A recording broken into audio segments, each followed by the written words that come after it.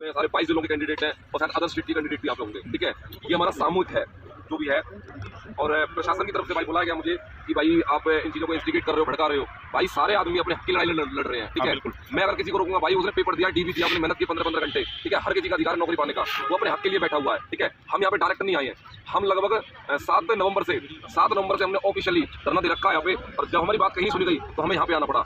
हम संवाद के हमेशा पक्ष करते हैं और रहेंगे। संवाद करने के लिए हमने मुख्यमंत्री से लगातार बात की, पोर्टल पे हमने टीजीटी के बारे में बात करी। लगभग बीजेपी के 25 विधायकों से, हमारे जितने भी अलग अलग डिस्ट्रिक्ट के लोग थे, उनसे हमने बात रखी। 22 जिलों के डीसी को हमने ज्ञापन दिया। ठीक है, सांसदों को हमने दिया, 5 राज्यसभा सांसद हैं उनको हमने ज्ञापन दिया। इसके अलावा खुद मुख्यमंत्री जी ने पवित्र सदन में ये कहा कि 23 तारीख को बोला कि 29 तारीख को 29,000 हम नौकरी देंगे। ठीक है, क्या वो बात सच हुई? खुद उन्होंने बोला कि हम टीजीटी के 6 से 7,000 कैंडिडेट्स की भर्ती करने वाले हैं। ठीक है, क्या वो बात पूरी हो पाई?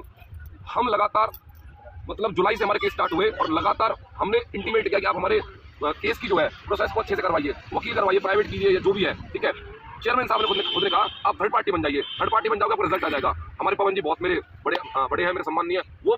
ठीक है, थर्ड पार्टी बने, उन्हें जैसे पहले तारीख पर तारीख मिल रही थी, आज भी उन्हें तारीख मिल रही है। ठीक है, अगर कहीं भी आपके सामने गलत हो रहा है, उस गलत को आप बार बार नजरअंदाज कर रहे हो, इसका सीधा मतलब गलत में शामिल हो। ठीक है, सारे साथी अपने हक के लिए आ रहे हैं। सबने भाई अपने पढ़ाई की है। इन्होंने खुद चेयरमैन ने इमोशन हमें जगाई कि मैं जून में नौकरी दूंगा, आप जुलाई में टीचर होंगे। ठीक है, इसके अलावा बहुत सारे टीचरों ने अपनी नौकरी छोड़ दी। और जिस भी स्कूल वाले को ये लगा कि इस बंदे का टीजीटी हो सकता है, उसे नौकरी नहीं दी। वो कहाँ जाए बेचारा, उसका एचकेआर में भी नहीं हुआ, उसका पीजीटी में भी नहीं हुआ, उसका डी ग्रुप के अंदर भी नहीं हुआ। ठीक है, वो एक उम्मीद लेके बैठा कि मेरा टीजीटी कहीं कहीं हो जाएगा। ठीक है, उस उम्मीद को लेके फिर खुद चेयरमैन साहब ने बोला कि 15 सितंबर को हम नौकरी देने वाले हैं, अब रिजल्ट जारी कर देंगे। ठीक है, हम चेयरमैन साहब से जब भी कभी आए उन्होंने बोला कि हम सोशल रिक्वायरमेंट का केस, उसके बाद बोला भाई एक्सपीरियंस का केस, उसके बाद उन्होंने बोला कि भाई अब एस्टेट वैलिडिटी का केस है। ठीक है, मतलब बातों को घुमाकर जो भी है। इसके अलावा हुल्लर साहब ये भी बताओ कि प्रशासन द्वारा आपके अकेले का नाम लेके आपको टारगेट किया जा रहा है कि प्रशासन है, मतलब मुझे लगातार मेरी बहन को, ऋतु जी को मतलब वार्निंग दे रहा है। ठीक है, ये सारे लोग अपने हक के लिए लड़ रहे हैं यहाँ पे। ठीक है, कोई इंडिविजुअल लड़ाई नहीं है कोई। ठीक है, ये मतलब कलेक्टिव एफर्ट्स है अपनी भर्ती के लिए। ठीक है, हम शांतिपूर्ण यहाँ पे बैठे हुए हैं और लगातार अपने हक के लिए हम यहाँ पे बैठे रहेंगे। मैं सभी साथियों को करना चाहता हूँ, अगर आपके अंदर थोड़ा बहुत जमीर है, आप प्लीज अपने घर से निकलिए, आप अपनी आवाज को उठाइए। अगर आचार संहिता लग गई, आपको पता है। ठीक है, इस भर्ती का फिर क्या हाल होने वाला है। कल भी एचकेआर के तहत कुछ पोस्ट को भरा गया है। ठीक है, ऋतु जी आप और बताओ। मैं तो सच में एक तो इनसे टीजीटी अभ्यर्थियों से बोल के थक चुकी। मेरे को तो कर दिया परेशान, सही बता रही हूँ। अब वहाँ पे जो सुपीरियर थे, वहाँ पे अधिकारी पुलिस के, उन्होंने मेरे से सीधा बोला है कि भाई टारगेट करा मुझे भी।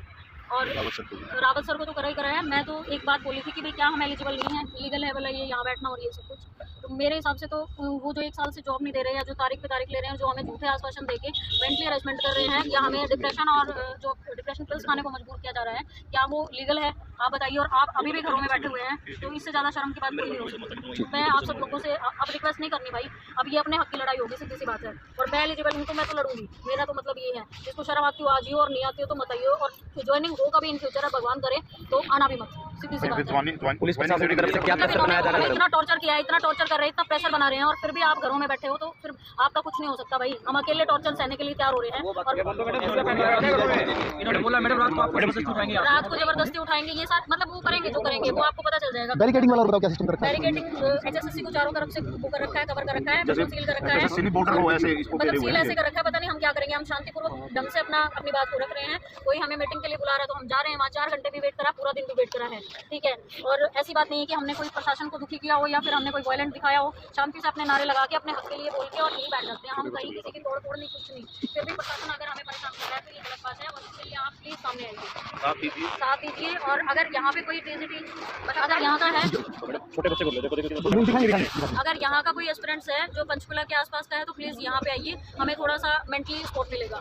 प्लीज़ आइए। देखो जी, ये माहौल है कुछ ऐसा। देखो ये कुछ फीमेल बैठी है, छोटी बच्ची यहाँ पे बैठी है, एक छोटा सा बच्चा यहाँ पर बैठा हुआ है। ये देखो एक बिल्कुल 2-4 महीने का बच्चा है, इसको लेके बैठी हुई है। क्या हमारा कोई शौक है हमारी हालत कर रखी है? इतने बैठे हुए हैं, प्लीज़ देखा जाए प्रशासन की तरफ से ये जो किया जा रहा है किसी भी तरह से सही नहीं है, इसका समाधान किया जाए।